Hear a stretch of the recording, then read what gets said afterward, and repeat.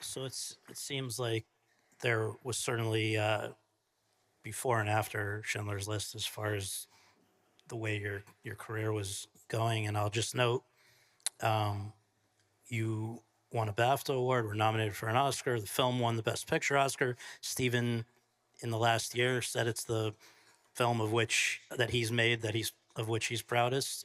Um, the American Film Institute says Gert is one of the, I think, the 15th greatest movie villain of all time. I mean, this is a movie that's going to be talked about and studied when all of us are, after all of us are gone.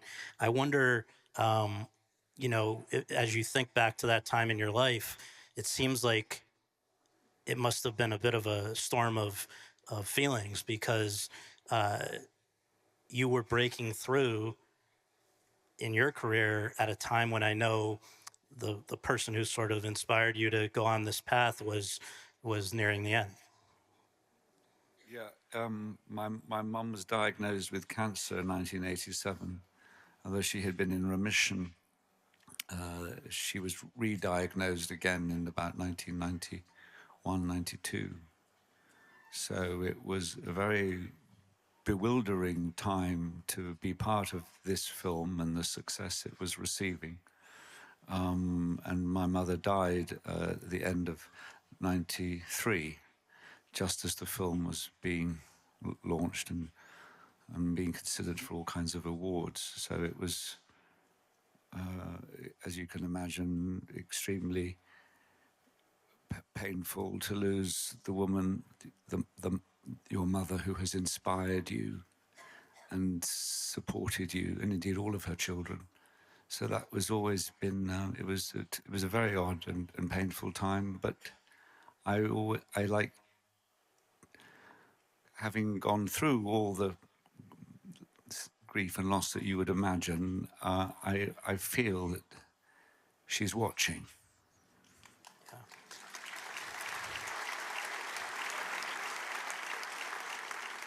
Another thing somehow that you were able to squeeze in while you were making Schindler's List, I guess you hear on the not on the basis of Schindler's List because nobody had seen it yet, but you hear from Robert Redford again. I guess coming back to those two less successful projects before Schindler's List. What was that Well, outrage? I had a very.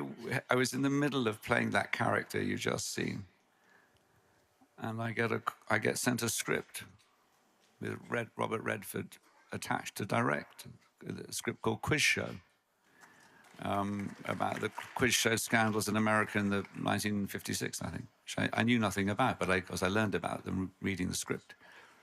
And there was a big, strong, there was a push to get me to go to New York to meet him. And I wasn't shooting every day on Schindler's List, so the two production companies talked to each other, and I was on a plane from, I think it was a plane direct from Warsaw to New York, my first time in New York. And I was put on a bit of weight. I'm going up for this very clean cut. Charles Van Doren is, New England waspy guy. And I look nothing like him now in my Nazi short haircut and my tummy. And I go to meet Robert Redford in a room in New York, and of course I'm the stimulation, as you can imagine. Like, this is the city I've only ever experienced in films, and suddenly I'm in it, and there. This is New York, and I'm going to meet Robert Redford. And it was an interesting audition. I think it was his way of dealing. I must have been nervous and jet lagged. And I went in to read with him and the writer Paul Attanasio. And I remember I'd never really done an American accent. And I hadn't had time to prepare anything, so it was probably terrible. And I said, my accent's going to be terrible. He said, doesn't matter. So I read a scene. There was silence, and he left the room. And I waited. I was with the writer, Paul, and I said, is everything okay? He said, I think so. And he waited. It was a long time. And then he came back in, and then he said, "Okay, go again." And it was just, and I think in the reflection, he was designed to sort of either relax me or kind of kill there was the normal atmosphere of the actor eager to get it right, and I think he was trying to kill that sort of predictable energy. Anyway, I read some scenes, and then I flew back to Krakow from Poland, and then I got a call a few days later, someone saying, "Bob wants to speak to you." And it was him saying, "I'd like you to play Charles Van Doren." So that was exciting. And it's an incredible performance and film, and some of the best moments in it are you and the wonderful actor playing the father of Mark Van Doren, Paul Paul Scofield. Scofield. Yeah. And in a moment, that will be our Well, next clip. that was a big deal for me because they hadn't cast Mark Van Doren.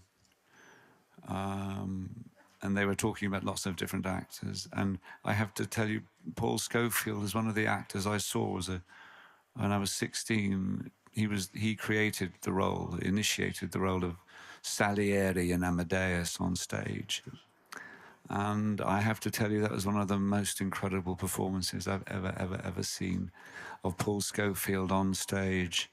And I hadn't heard a voice like that. I hadn't seen a presence like that. And I remember this weird, when they say it, the hair standing up on the back of your neck. That's what I felt when I saw Paul Scofield on stage. So here I was so many years later.